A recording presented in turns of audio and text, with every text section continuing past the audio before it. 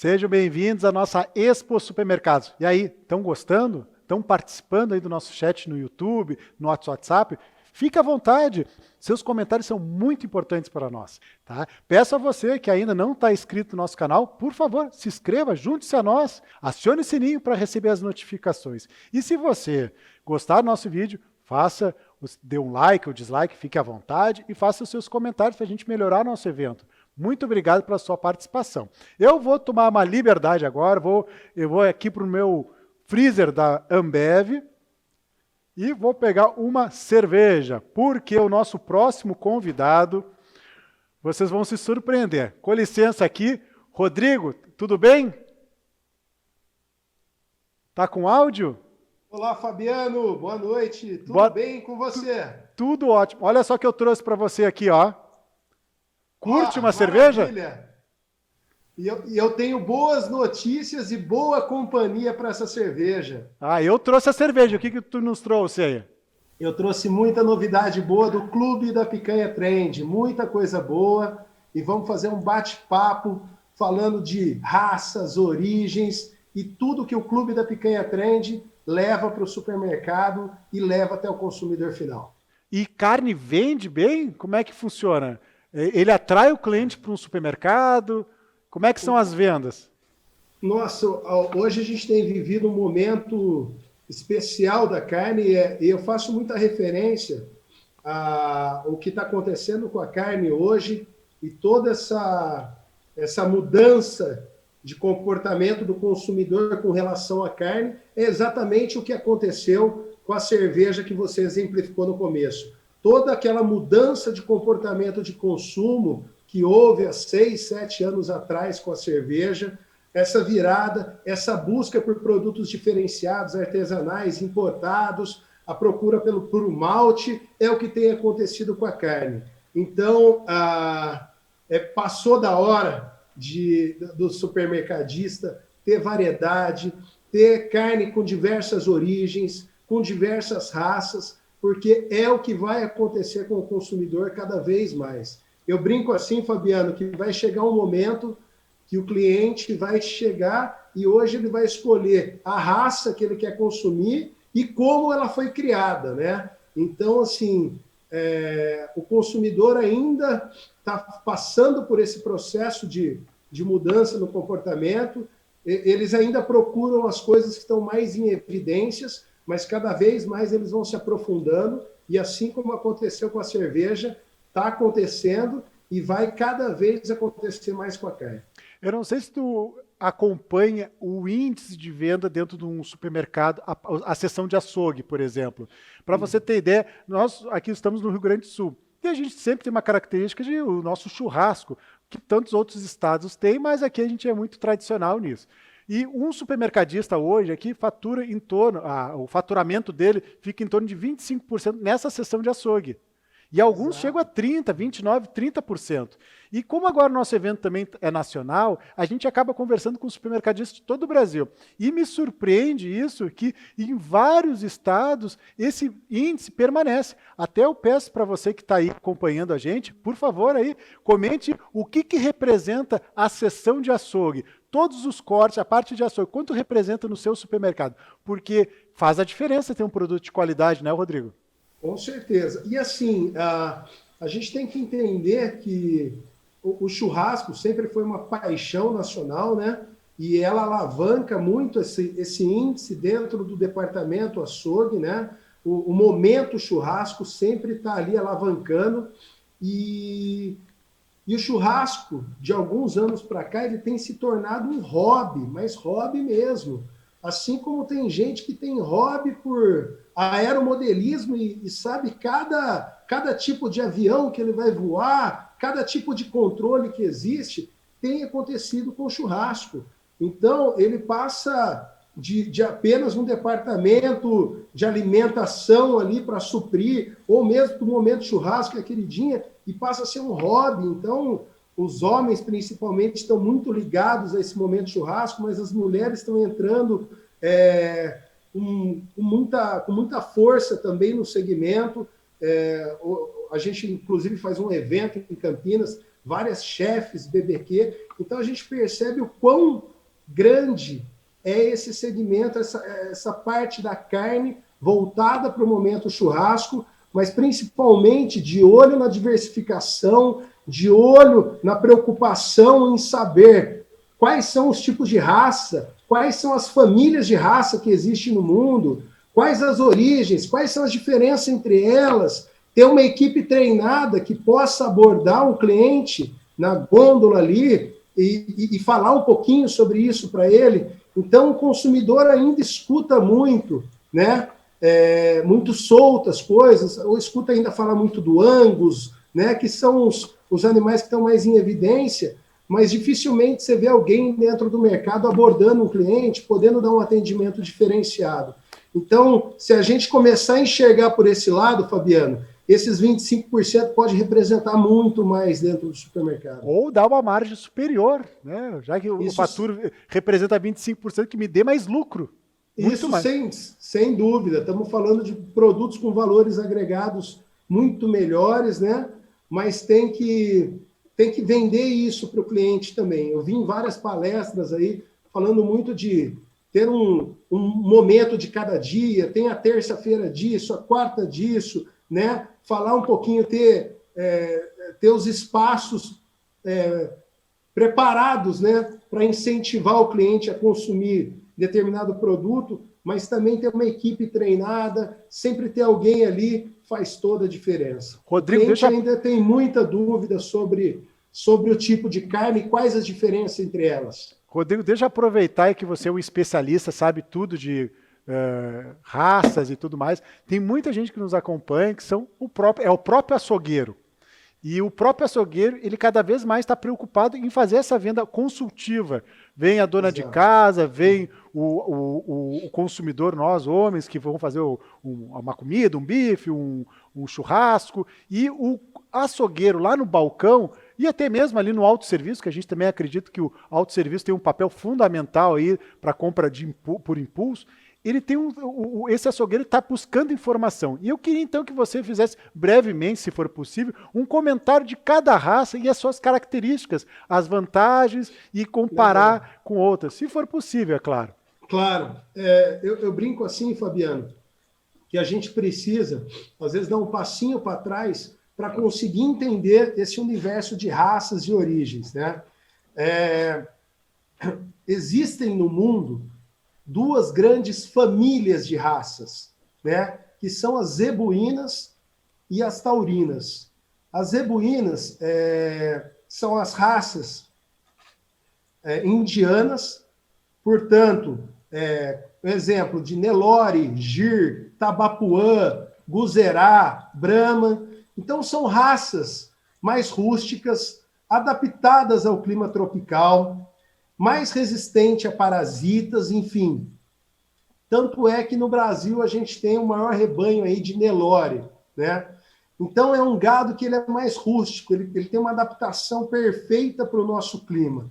São todas essas raças, são raças da família dos zebuínos, tá? Então, os zebuínos, origem indiana, e raças mais adaptadas ao Brasil, porém, uma carne mais rústica, né?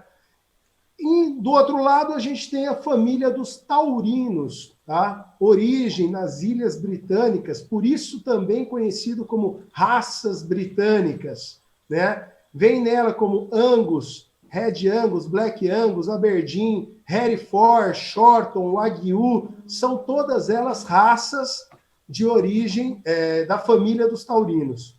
E ele tem uma curiosidade, por eles terem se desenvolvido, se originado numa região extremamente fria, que é a região das Ilhas Britânicas, eles desenvolveram a capacidade de reter gordura intramuscular, tá? Que é o famoso marmoreio. Então, aquele marmoreio que hoje é buscado pelo consumidor, que é a gordura entremeada na carne, a gordura entre a carne, é o famoso marmoreio, desenvolvido nas raças taurinas. Além disso, eles têm mais genes duplos para maciez de carne. Então, quando uma carne da família dos taurinos seja qualquer raça que for, Angus, Red Angus, Black Angus, Hereford, Short ou Wagyu, é levado para um teste, a força de cisalhamento necessária para quebrar aquelas fibras é muito menor. Então, eu tenho um gado que ele é menos adaptado ao Brasil, né? Ele não é resistente a parasitas, ele é um gado mais difícil de ser criado no Brasil. Em contrapartida, eu tenho uma carne muito mais gourmet, com genes duplos para maciez de carne, com gordura entremeada e assim por diante. Claro que o Brasil, o maior produtor de carne do mundo, tem dado show, tem trazido cada vez mais, né, o desenvolvimento, não só no taurino, porque existe uma criação já com muita força aqui de taurino cruzado também, mas até nos zebuínos eles têm evoluído e têm buscado genética, buscado gado diferenciado para trazer uma carne mais gourmet para o consumidor. Mas é legal entender que existem dois cenários, a família dos taurinos e a família do zebuíno. Zebuíno indiano, mais adaptado ao Brasil, uma carne mais rústica, Nelore, Gir, Tabapuã, Brahma, e os taurinos, Angus, Red Angus, Black Angus, Hereford, Shorton, Wagyu, uma raça menos adaptada ao Brasil, mas com uma gourmetização devido aos genes duplos para maciez de carne e ao marmoreio que ela traz devido ao desenvolvimento da raça. E aí a gente tem esse tipo de raça taurina espalhado com muita força na Argentina, no Uruguai, na Austrália, nos Estados Unidos. Ela representa mais de 90% do rebanho desses países hoje, né? E é muito interessante, porque aí hoje a gente trabalha com todos esses países, né? Então eu tenho carne hoje da Argentina, do Uruguai, da Austrália, dos Estados Unidos, e o pessoal pergunta, e qual a diferença entre eles, né? O que muda, né? E aí eu falo assim, levando esses tipos de carne, a gente tem em todas elas a família dos taurinos, a gente sempre vai ter raças britânicas, Angus, Red Angus, e assim por diante, Hereford, Shorton com muita força, mas cada país tem a sua característica com relação a clima, relevo, vegetação, manejo, água, alimentação e todos esses outros fatores é o que vão concluir o produto final. Eu brinco que 50% está relacionado à raça e os outros 50% a como ela foi criada, né? As características que ela foi submetidas durante a criação. Então, eu tenho, apesar da mesma raça, da mesma família, eu tenho carnes com tons diferentes na Argentina, no Uruguai, na Austrália, nos Estados Unidos, uma com a gordura mais mediana, uma com a gordura mais alta, uma com mais marmoreio, outra com menos marmoreio. Eu tenho gados criados em semi-confinamento, confinamento, gados criados a grass feed, que a gente fala, que é a pasto solto. Então, tudo isso vai envolvendo o tipo de carne que a gente vai ter no final. Deu para entender um pouquinho, Fabiano? Olha, fiquei impressionado, porque realmente eu sou um consumidor, não gosto muito do açougue, converso com muitos açougueiros, mas eu nunca imaginei que tivesse esse universo. E aí faço até uma pergunta, de repente uma pergunta boba. Há diferença entre o macho e a fêmea? Existem, mas existe assim, existe o macho capão, o macho inteiro, existe a fêmea, tudo depende muito, Fabiano, se você falar assim hoje, se você pegar uma genética de qualidade, criado num critério top, dificilmente você vai notar alguma diferença entre eles, tá? Então, assim, eu falo que existe, e antes existia muito mais, porque a gente estava voltado para uma genética, para um tipo de raça, para um tipo de criação, que o macho ou a fêmea, o castrado, ele ia contar muito, ele era um peso muito forte naquilo. A gente começa a ter outros fatores, e o Brasil e o mundo tá caminhando para um nível de genética, de seleção de genética na criação, de seleção de alimentação, de conversão alimentar, as provas de avaliação dos gados, né, têm sido tão rigorosos que hoje isso aqui, para mim, é o que eu acredito hoje que menos pesa. Você pode ter uma fêmea com uma genética top, criada de uma forma top, ela vai ser muito melhor que qualquer macho. Então, assim, eu não vejo isso hoje mais como um peso que ele tinha antigamente, né? Eu acho que algumas coisas que se falavam antigamente, ainda até hoje se fala muito aquela brincadeira do tamanho da picanha. Então, tem algumas coisas que nos dias de hoje têm caído por terra, né? O tamanho da picanha, a picanha tem que ter 1 quilo, tem que ter 1,1 kg. Tem que ser o macho, tem que ser a fêmea, tem que ser... Se a gente se aprofundar no assunto, começar a entender as famílias, entender as raças, entender o movimento de seleção que existe no mundo hoje, muitas coisas vão caindo por terra. Uma delas, eu te falo que essa aí, hoje eu não enxergo ela com o peso que ela tinha antes. Então, eu enxergo muito mais a genética, a raça, a origem, a forma que ela foi criada, a alimentação que ela foi submetida, a água que esse alimento bebeu, o clima, o relevo e assim por diante. São pesos que transformam a carne muito mais. E a questão do novilho precoce, isso tem relação? Sim, a questão da idade ainda conta muito, né? Então a gente vê ainda, principalmente quando se trata, né, de animais mais rústicos, né? Então você vê no Brasil, quando eles vão montar uma linha mais premium com animais zebuínos, e aí sim procura sempre uma linha de animal precoce, né? Com 4 dentes, no máximo 24, 30 meses, para quê? Para que você tenha uma carne mais macia. Então, quando você não tem uma genética tão aprimorada, que possa ser que você tenha uma carne mais rústica no final, é melhor que você tenha um abate mais cedo, uma carne mais precoce, né? E garanta essa maciez na carne. Mas a precocidade está ligada ao tipo de animal que você está criando. Então, quando eu vou para animais que eu sei que tem tendências de ser mais rústico, eu prefiro abater ele mais cedo. E o outro ponto é que, como eu te disse, a tecnologia está muito forte na pecuária hoje. Então, aquele animal que antes ficava pronto com 4 anos, né? A gente alcançava 20 arrobas antes em 4 anos. Hoje você vê animal com 24 meses, com 2 anos, né, sendo abatido. Não só para obter uma carne macia ou para fugir dessa carne rústica, mas também porque a gente está conseguindo chegar nesse gado muito mais rápido, né? A seleção genética na criação do animal, todos esses fatores que eu falei de alimentação, hoje estão num nível muito alto. Então, hoje, cada vez mais, a gente consegue ter animal pronto no campo com 2 anos, com 24 meses, sendo abatido. Então, o fato de ter linhas precoces eu tenho uma carne que pode me dar muita rusticidade no final, eu vou investir tecnologia, seleção genética, eu vou investir alimentação, água, características na criação, para que eu tenha ele pronto com menos tempo e evite ele ficar 4 anos no pasto. Rodrigo, aproveitando, realmente é um especialista, sabe muito e estou impressionado com as informações.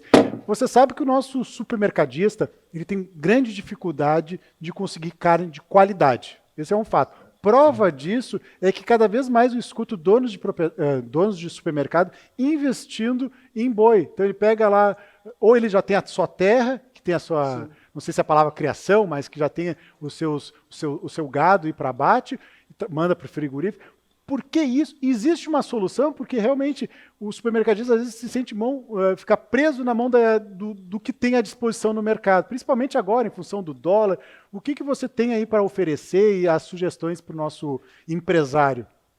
Exato. Realmente, essa é uma dificuldade. A gente roda bastante supermercado, estou em grandes redes e a gente sempre tem escutado isso. Eu acho que assim existem 2 pontos aí que, primeiro, eu vou em muito supermercado, às vezes eu estou conversando com as pessoas e eu ainda vejo muito comprador do departamento de açougue com muito pouca informação. Às vezes ele está ali dentro, né? E você está rodando no mercado, você fala, puta, um mercado desse porte. E muitas vezes você ainda vai conversar com o comprador, falta muita informação para ele.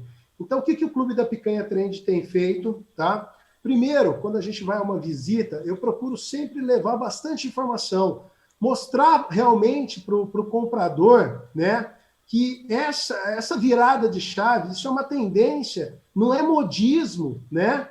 E que a gente tem que estar. Eu brinco, tem muita gente que começou a tomar Beck's, ele não volta a tomar uma outra cerveja que ele tomava antes. O cara que passou a tomar Beck's, que você estava na mão aí, ele virou a chave, né? E é tendência. E tem muita gente que não entende isso, fala, eu não tenho espaço para uma carne gourmet dessa. Não é que você tem que ter espaço, você tem que ter. É o produto que o cliente quer hoje. Então, eu acho que o não ter no mercado tem uma dificuldade de compra que eu vou expor aqui a nossa solução, mas eu gosto sempre de levar a informação para o comprador e falar assim, mudou, o consumidor virou a chave, a gente precisa ter. E na hora que a gente fala a gente precisa ter, muitas vezes o consumidor, o mercado, ele tem quem na mão? Os frigoríficos nacionais, os grandes players aí do mercado de carne, e esses grandes players, não é o foco deles, né? Uma carne importada, outras origens, ele tem um abate dele aqui, do gado nacional. Então ele vai ter um gado nacional, uma linha normal, uma linha tradicional, depois uma linha um pouco mais premium, uma linha precoce, né? Uma linha novilho. Então ele vai tendo ali, mas o consumidor já quer mais, ele já passou. Hoje a gente tem um negócio na mão que é informação, que é tecnologia. E esse consumidor, que para ele virou hobby, ele está o tempo inteiro pesquisando, aprendendo sobre raça, vendo um monte de mestre BBQ fazendo churrasco nas redes sociais, e ele quer saber, e ele quer achar aquele produto que ele está vendo. Então, eu brinco com os compradores, eu falo, se você não tiver isso, ele vai procurar em outro lugar, né? Então, o que a gente traz? Hoje o Clube da Picanha Trend, ele é importador de carne, eu trago carne da Argentina, Uruguai, Austrália, Estados Unidos, Paraguai, tá? Tenho carne nacional também, uma seleção nossa, e a gente leva para o supermercado esse mix de produto, esse mix de origem, de raças diferenciadas, cortes diferenciados, né? Picanhas de todas as origens, para que o cliente hoje ele possa experimentar Argentina, amanhã Uruguai, australiana, enfim, e assim por diante. E uma coisa muito legal, nosso negócio, o Clube da Picanha, claro, desde 2014 fomos um dos pioneiros no segmento Clube da Picanha. Nosso grupo tem 20 anos, Trend Alimentos, fazem 20 anos que a gente está na carne, mas desde 2014 com o clube específico nessa linha, né? E o nosso negócio viralizou. Hoje a gente, nossas redes sociais batem mais de 20 milhões de views, mais de 3 milhões de engajamento mês. Então a gente tem uma demanda do cliente pedindo para que consiga comprar nosso produto, que eles tenham acesso ao nosso produto, né? Hoje a gente tem uma matriz em Sumaré, aqui na região de Campinas, um CD em Betim, Minas Gerais, um no Rio de Janeiro, capital, e por esses 3 CDs a gente faz 4 estados, São Paulo, Minas, Rio e Paraná. E os demais estados do Brasil a gente faz através de transportadoras parceiras, né? E o que a gente leva? Eu levo para o supermercado, e isso eu mostro também muitas vezes que eu estou conversando com o comprador, que além de eu levar um produto de qualidade, além de eu levar uma raça diferenciada, cortes nobres, que o cliente está procurando, eu aponto para essa gama de clientes que eu tenho represado, quais são os pontos de venda que ele encontra o meu produto, aonde que ele pode encontrar as melhores picanhas do mundo, picanha da Argentina, Uruguai, Austrália, Estados Unidos. Então, eu acho que, assim, não só atender como um produto e jogar no colo do supermercadista e falar, agora arruma aí, mas como expor esse produto, né? Hoje a gente tem nossos departamentos 100% verticalizados, então, departamento de marketing, meu departamento de geração de conteúdo, criação, departamento de redes sociais, é tudo verticalizado. Então, a gente tem um time muito completo que o tempo todo está auxiliando. A gente cria propaganda em conjunto com o supermercado, convida todos os supermercadistas que estão nos assistindo entrarem no nosso Instagram, Clube da Picanha Trend, no nosso Facebook, e ver nosso feed de notícia. Vai ver lá vários feeds, várias publicações de diversas redes de mercado conhecidas de vocês, grandes redes. Então, assim, a gente vai um pouco além. Eu vou desde aquela primeira conversa com o comprador, abrindo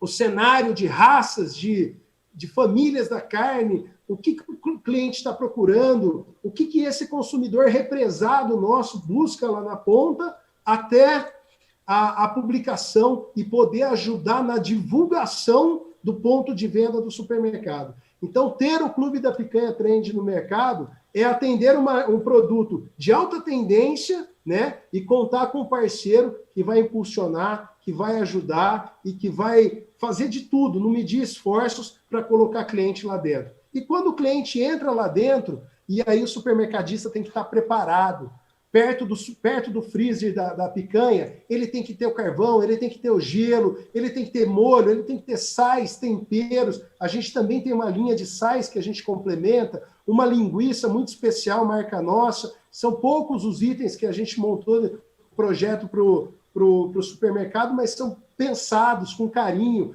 que atendem 99% da expectativa do cliente.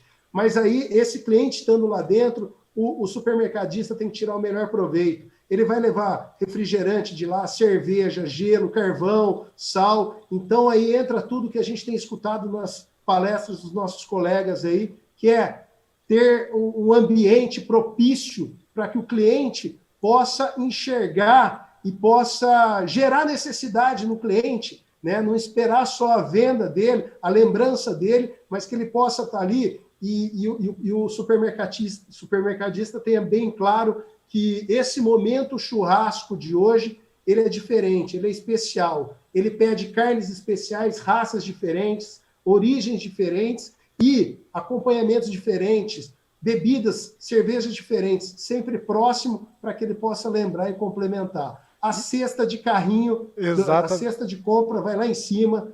O nosso amigo Fabrício, da Mix Fiscal, especialista em cesta, né? Em mix, né? O mix perfeito, ele dá uma aula, dá um show nisso, e ele fala com muita sabedoria, de saber o que compor a cesta ali e estar aberto e preparado para que o cliente venha buscar. Assim como na palestra anterior ele falou, muitos mercados estavam preparados quando entraram a pandemia, muitos não estavam. A mesma coisa acontece. Muitos estão preparados para atender esse público, desse mix diferenciado, diversificado, mas muitos ainda não estão. Então precisa criar bons cenários, precisam criar coisas bacanas e diferenciadas. Exatamente. Estamos aqui para ajudar, convido a todo mundo, nosso site...